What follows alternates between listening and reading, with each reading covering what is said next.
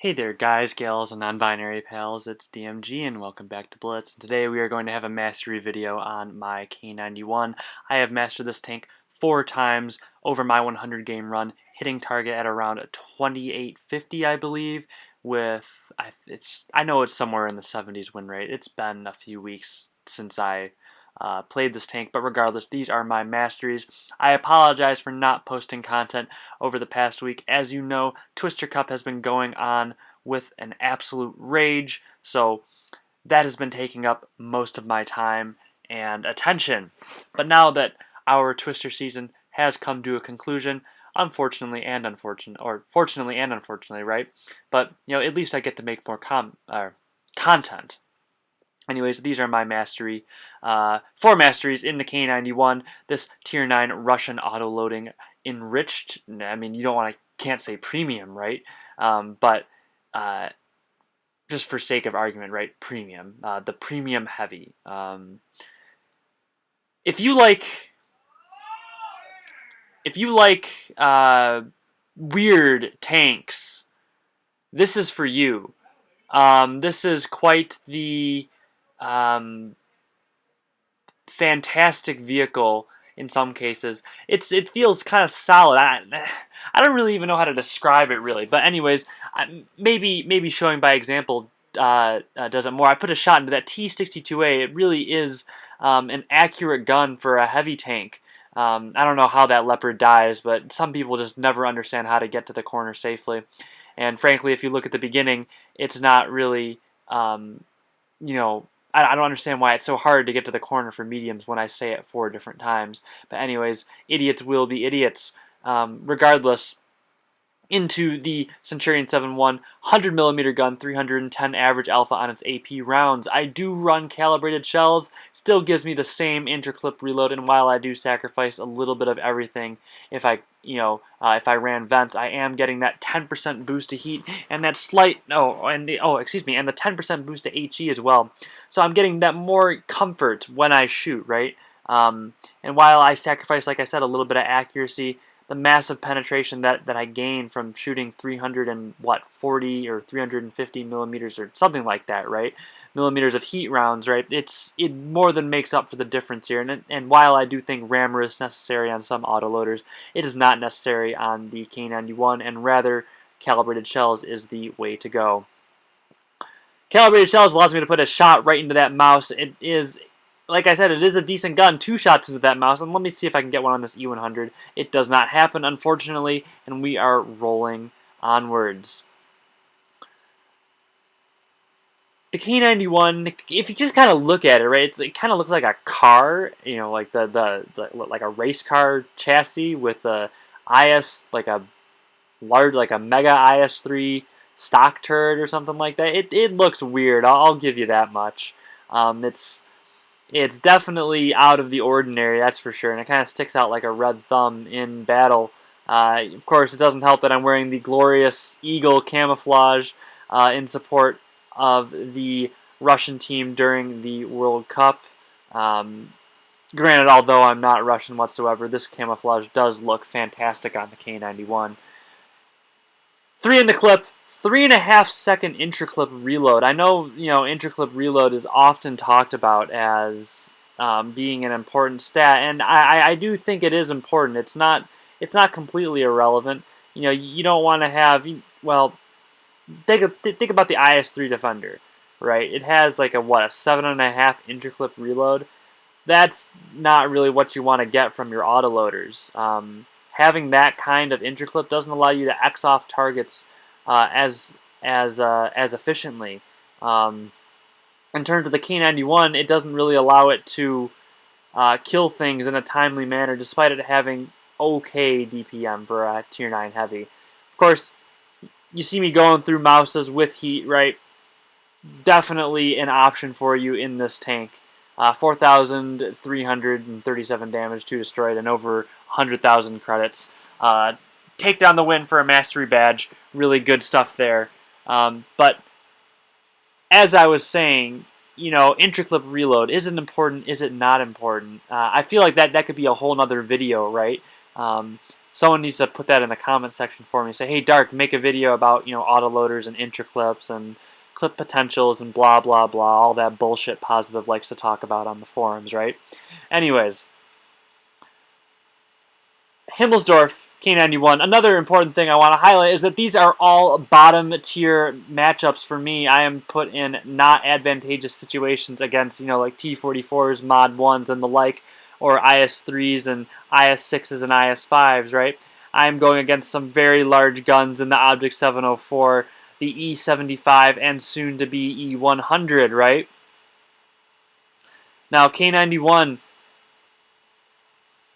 calibrated shells, I would say, you know, really makes this tank. You're going to see here, I'm able to get through this ridge and just use this, you know, massive amounts of penetration, just put shot after shot into the cupola while still maintaining a hull down position despite being a mid-mounted tank. And this E75 is trying to get shots at me, but instead goes for the E100 because he has an easier target. Low-profile tanks in this situation looks like it does matter. That being said, you can use high-profile tanks to as an advantage, but you know, low-profile, I would say, in more situations works. Perfectly reloaded now into the E100, another one into his track, tracking him and damaging him. Going for a Detroit drive-by and then putting the final shot into him. Now I'm just going to simply sit here, use this ridge to my advantage. The K91 doesn't have a fantastic lower plate whatsoever. It is very flat as well, and I am able to go right. And this E75, my God, man. This guy. I go for my second shot, and he just drives right in front of me. Like, dude, come on, buddy. Anyways, I would have been able to get 930 across on that WZ-113, that new Tier 10 Chinese Heavy, which I am still not a fan of. I still don't know why people enjoy that thing. Its traverse is horrible, which really kills it in my opinion. Going for the full clip reload again, I am going to go right into the Waffle Tractor.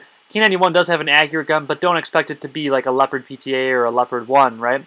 It is liable to miss shots, but that's okay. We have 3 in the drum for a reason. And I'm able to put 2 across into this Waffle Tractor for a total of 800 or of 8 to 900, somewhere around there. I'm not doing that math, right? Anyways, I'm going to try and get into the A base, always doing positive actions on your reloads. It's something really important for the K91 and autoloaders in general. Positive actions on your reloads, right? Capping bases, relocating, trying to bait them to shoot your turret or something like that. Positive actions are important. Again, that's another topic for autoloaders, right? But you know, making sure I'm doing something on my long clip reloads. And I figured there, I know I put 2 into the Leopard. I didn't want to go for a full clip reload. There's really no point. Let my teammate do the work, because by the time I would have reloaded, they would have killed him anyway. So just put that one shot across, take what you can get, and quit while you're ahead, right? Himmelsdorf, another win for a fantastic game. 4,891 damage and making 150,000 credits profit. This tank, does it make credits? Yes. I mean, granted, I do think that, I think those were like some missions or something like that. I don't even really remember. But, you know, granted, that's not the K91's massive credit coefficient. You know, of course, that's a massive game, a mastery, stuff like that that is really helping compensate for the use of premium shells. Not to say that I am a heat noob in this tank, but I'm not afraid to use heat in order to pen those really tough armored targets like the E100 and the Mouse. Winter Malinovka, another bottom tier matchup. We are here. I'm driving right across. It has decent speed, actually. It's not, you know, like, it's definitely not like a medium tank, but it's okay enough, and I'm going to be taking a fantastic position. I'm not sure if you guys know about this. Have I reviewed this map? Yeah, I have. I've shown this position, right? Check that map guide out if you haven't already. Winter Malinovka, lots of intricate things that you can do with that. Putting a shot into that IS-7. This VK does put in a very good shot, which I do not expect, and does end up penning me. I don't really try to go for this third shot. Instead, I start going for the full clip reload. Something else important with autoloaders in general, you know, knowing when to hit your clip reload button. Is it advantageous for you to continue shooting, or Or is it better to regain that second and third shell, or just that third shell, and then go in again? Recognizing when to reload is, I would probably say, is one of the most important aspects of playing any autoloader. And me understanding this recognition a lot better, it allows me to put 3 shots instead of 2 into the T-54, that Tier 9 Soviet medium tank. ST-1 fully reloaded, back into him. Let's put another shot into his lower plate. Will I get a third one, or will he pull back? Unfortunately, he pulls back, and I am not able to get a third one. And now I am going for another clip reload.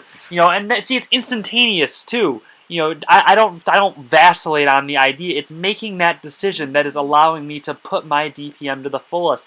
Because if I tarry and think about whether should I reload, should I not, right? I just waste more seconds off the clock, and I'm not utilizing my DPM as best as I could. Putting 3 into this IS-7 X's him right out of the game.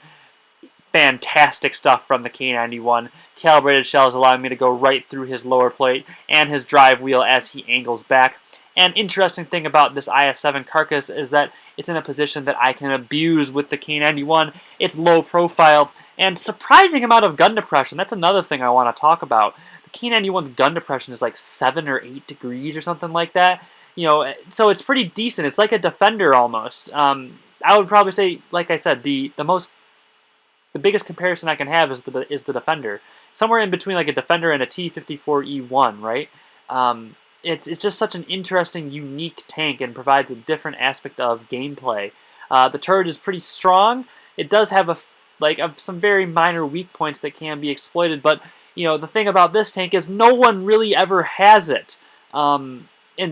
Well, I can't really say that because I only matched it 4 times, but I feel like you never really see these tanks in game.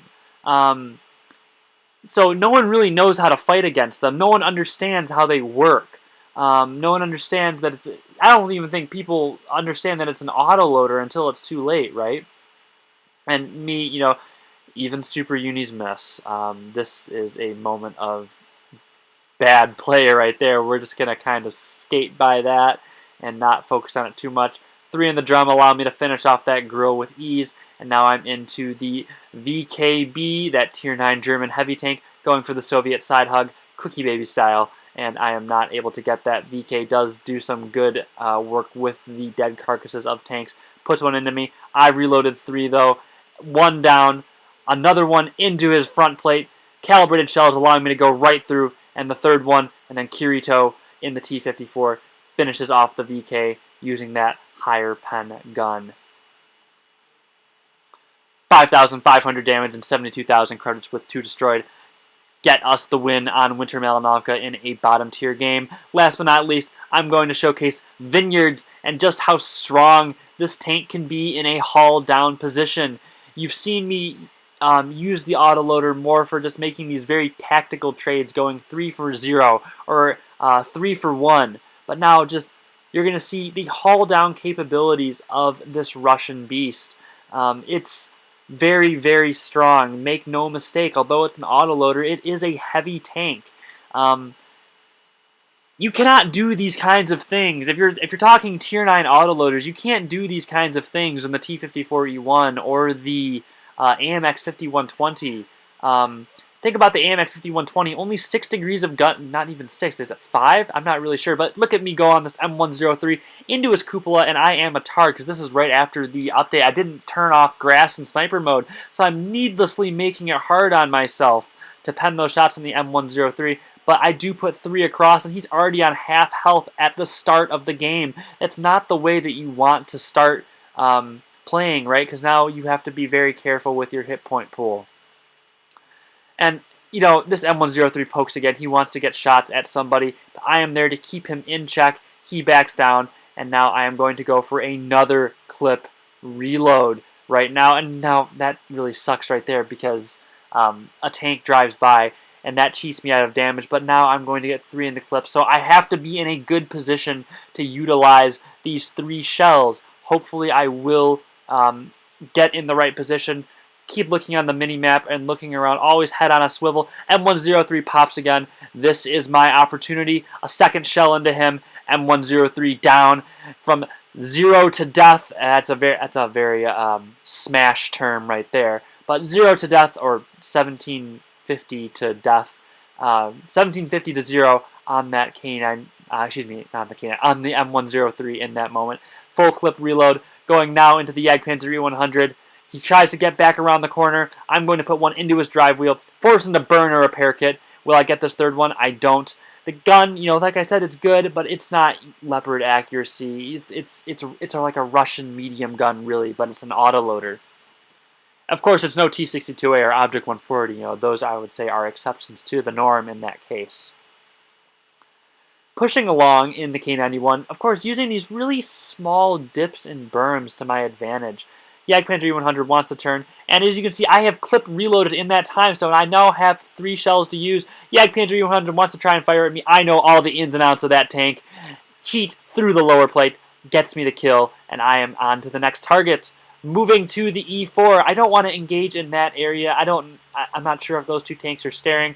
I want to keep going for my full clip reload, and as I come around the corner, I'm ready to go again. 1 in. Will I get a second? Into the lower plate. There's a second one. Will I get my third? It's going to be pretty easy here. And into the third, into the lower plate, our third shell goes. Onto that full clip reload again. Positive actions while I'm, well, this is not positive whatsoever. The Jagdpanzer says, Wallet Warrior, and I type something in the chat. I mean, you'd be able to see it if this was live stream. But we win the game, and you see me say, I don't need a wallet to beat you. Anyways, I know. I have to respond to those kinds of things. If you enjoyed that content, please hit that like button and subscribe. I really appreciate the opportunity to share my passion with you today, and I hope to see you next time.